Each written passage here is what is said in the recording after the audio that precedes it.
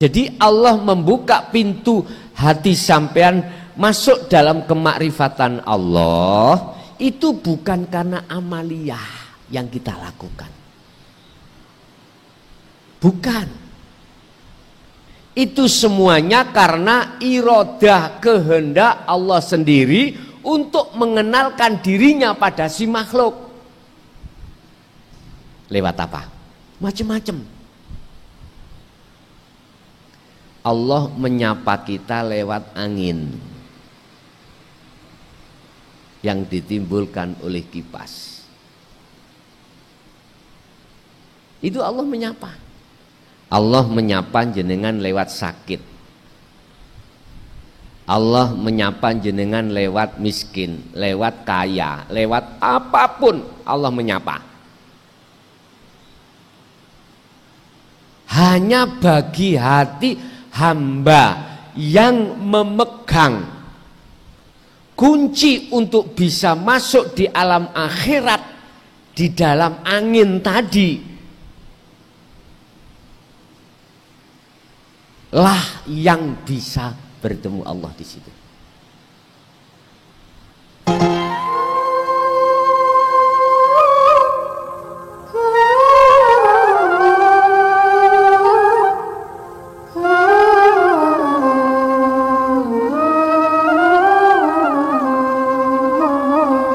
Bapak Ibu hadirin jamaah rahimakumullah, berkenaan dengan Allah membuka pintu kemakrifatan terhadap hambanya, khusus makalah ini Allah menjelaskan qala musannifu rahimahullah, idza fatahat tatkalane buka sapa Allah laka maring sira, buka wijhatan ing wajah roh sira, minat ta'arufi saking masalah makrifat pada Allah.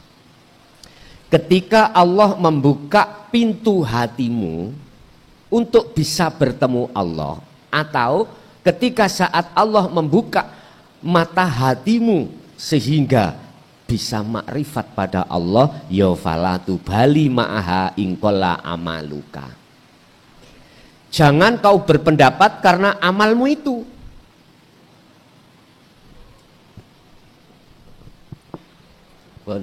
Harus dipahami tentang amal.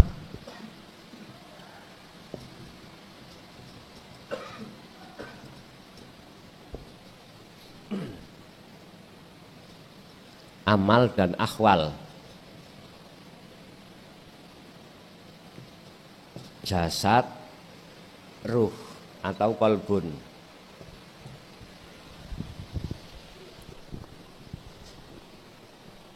Amal, yang dimaksud amal itu perbuatan-perbuatan yang ada kaitannya dengan jasmani. Manusia unsur jasmani dan rohani. Amal yang dimaksud itu adalah segala perbuatan yang terjadi pada jasmani. Kalau akhwal, keadaan, itu satu perbuatan yang terjadi pada rohani atau hati. Kalau kita bicara akmal atau amal, mau macam-macam.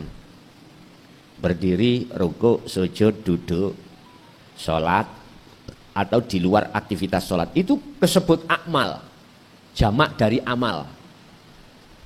Jadi, amal-amal yang bersifatkan dohiriyah, itu bukan alasan Allah, jenengan ini hati dibuka tentang kemakrifatan, bukan karena itu.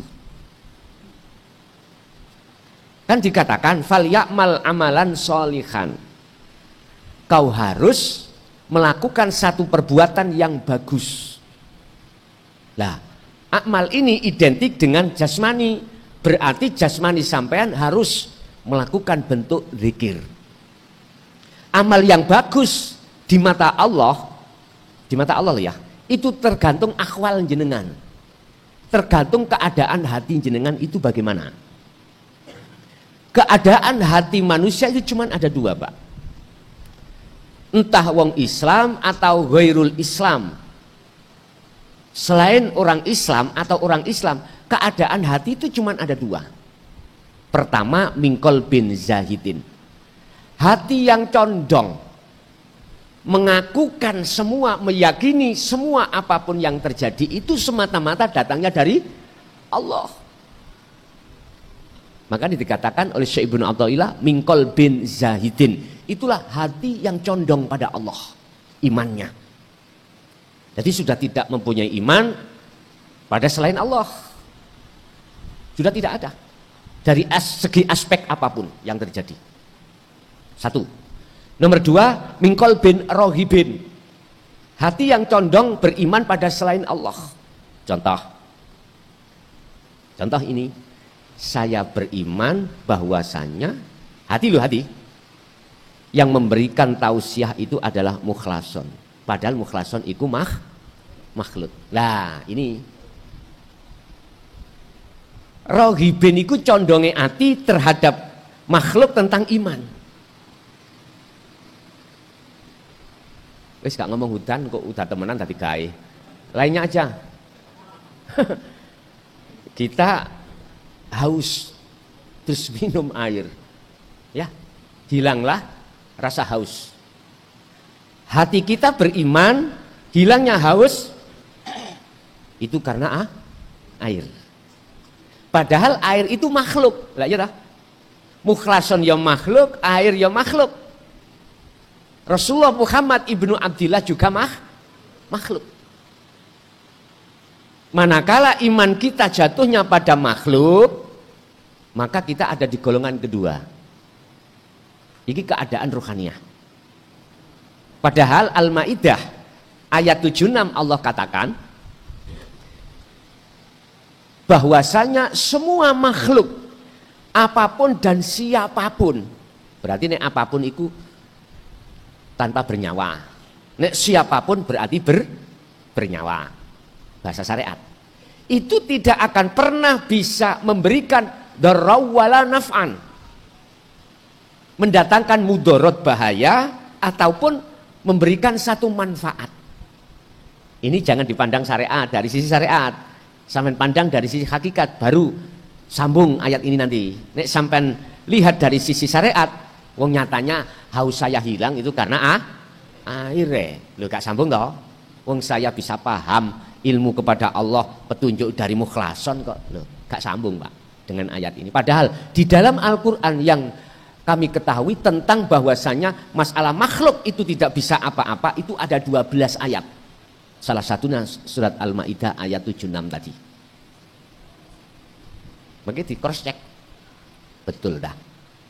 Loh, nek sampean melihat sisi kacamata hakikat rohaniah, sambung ayat itu. Karena apa? Jikalau tidak ada Allah hidup yang melimputi air, maka air itu tidak sedikit pun bisa memberikan manfaat berupa menghilangkan rasa haus.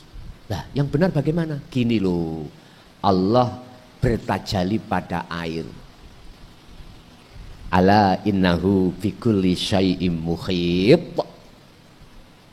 Ingatlah, sesungguhnya Allah itu melimputi air ini. Bikulli syai' berarti setiap apapun Allah melimputi. Kok umpama Allah di dunia ini bisa jenengan lihat dengan ainul basariyah ini Pak, nggak ada orang berangkat kerja. Ibadah terus. Lokalisasi lokasi tutup, semua tutup. Memang basariyah dihadapkan itu sebagai pengujian kok. Betulkah ruhaniyah kita itu wa ma umiru illa liya'budullaha mukhlishina lahuddin atau tidak? Sifat basariyah dihadapkan pada diri kita, setiap diri makhluk manusia, terus bertengger nafsu nafsiyah dan amarah semata-mata untuk menguji kita apakah betul ruhaniyah kita terus illa liya'budun, menyembah pada Allah. Makanya saya katakan, andai kata sifat basariyah Anda ini ditutup atau dibuangkan oleh Allah, aku yakin nggak ada orang itu terus berbuat kejelekan, nggak ada. Isinya dia mengalah. Ada orang minta dikasihkan semuanya, walaupun dia itu lapar. Udah, dia hanya menyembah pada Allah. Udah, ini akan terjadi bagi Anda yang difutuhkan Allah. Apa? Dibuka mata hati jenengan dalam rangka pengenalan pertemuan terhadap Allah. Kembali kepada Allah membuka itu. Jadi Allah membuka pintu hati sampean masuk dalam kemakrifatan Allah itu bukan karena amaliyah yang kita lakukan. Bukan. Itu semuanya karena iradah kehendak Allah sendiri untuk mengenalkan dirinya pada si makhluk. Lewat apa? Macam-macam. Allah menyapa kita lewat angin yang ditimbulkan oleh kipas. Itu Allah menyapa. Allah menyapa jenengan lewat sakit. Allah menyapa jenengan lewat miskin, lewat kaya, lewat apapun Allah menyapa. Hanya bagi hati hamba yang memegang kunci untuk bisa masuk di alam akhirat di dalam angin tadi lah yang bisa bertemu Allah di situ. Makanya sering saya sampaikan di setiap konten apapun yang namanya adzikru bisiril asrar mesti tak sampaikan di situ berulang-ulang kali. Bahkan setiap konten saya tidak lepas dari sirul asrar. Karena itulah sebagai kunci hati kamu bisa masuk ke alam akhirat ruhaniyah ini. Kita lihat fungsinya sirul asrar bagaimana sih? Pertama, merasakan, mengimani bahwasanya sang penggerak, sang yang berperan hanyalah ini. Allah ini. Kedua, nanti keakuan diri jenengan akan dihilangkan Allah yang berzikir, yang beramal dan lain sebagainya. Setelah itu dihilangkan, maka yang kedua adalah ainul basyirah, bertemu. Loh, ketika dibukakan pintu makrifat ini loh, bukan karena amaliyah kita. Sedikit enggak.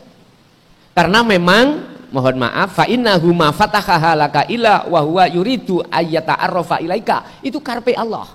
Itu Allah yang punya kehendak. Artinya apa, Pak? Jenengan kalau pingin sakdek saknyek, apa sakdek saknyek ya? Sak kejapan mata bisa masuk di alam akhirat, dibuka pintunya itu, lepaskan segala hal apapun yang terjadi pada diri kita, terutama waktu dzikir. Jangan ngaku-ngaku kalau kita yang dzikir, paham ya? Sekalipun amaliyah itu kelihatannya sedikit, tapi berbobot, Pak.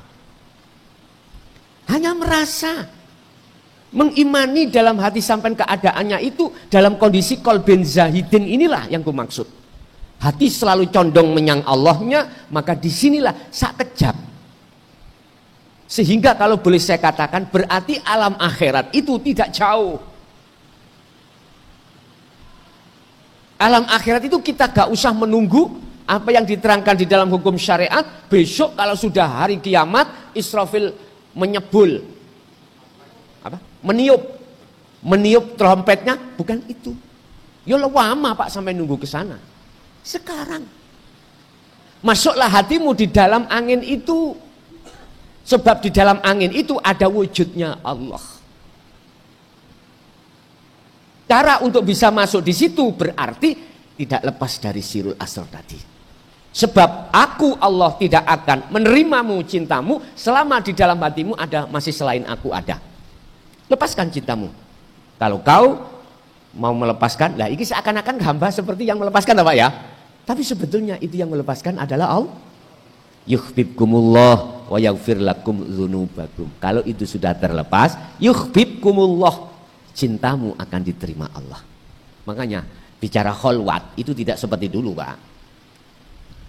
Dulu para kekasih Allah, kesimpulan kholwat itu harus tinggalkan secara fisik, istri, anak, pekerjaan, apa urusan duniawi itu ditinggalkan secara dohiriyah. Supaya ruhaniyah itu mulus, tidak tercampur. Sekarang enggak harus seperti itu. Alasannya apa? Karena Allah tidak hanya ada di tempat sepi, Allah juga di tengah pasar. Iya, di tengah jenengan kerja. Kalau enggak ada Allah, apa bisa terjadi itu? Karena apa diperbolehkan sekarang itu berkholwat di tengah-tengah tempat ramai atau pekerjaan? Karena ini sudah zamannya ilmu ini wajib digelar secara umum. Bisa.